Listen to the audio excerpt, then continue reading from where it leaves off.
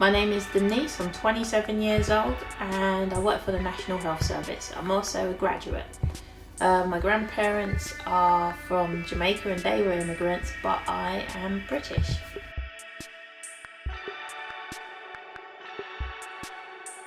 I'm really worried about it and strongly support reducing immigration in the United Kingdom.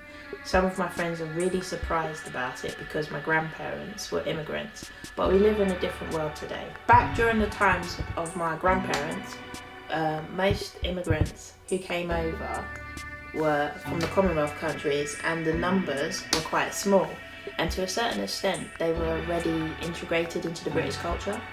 Today our economy, public services and welfare system can't cope with the immigrants who have come over in the last 20 years, let alone cope with the non-EU migrants. Which is why I support us leaving the European Union in the upcoming referendum to stop the free movement of EU residents into the UK. As someone who works in the NHS, I can honestly say that we are under a lot of financial pressure and doctors are under a lot of stress and are having to work longer hours.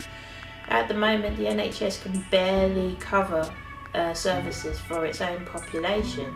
So the fact that the NHS is being used by migrants and immigrants from the EU is a bit taking too much of our resources and causing longer waiting times for surgeries for British people.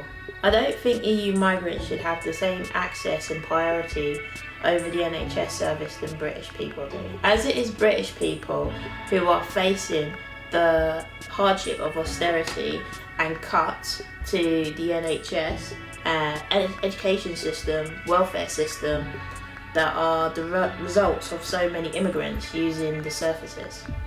I also think we should stop employing so many EU citizens in the NHS when there are plenty of British doctors and nurses and support staff who can fill these jobs if given the chance. But the EU workers are taking jobs away from British people.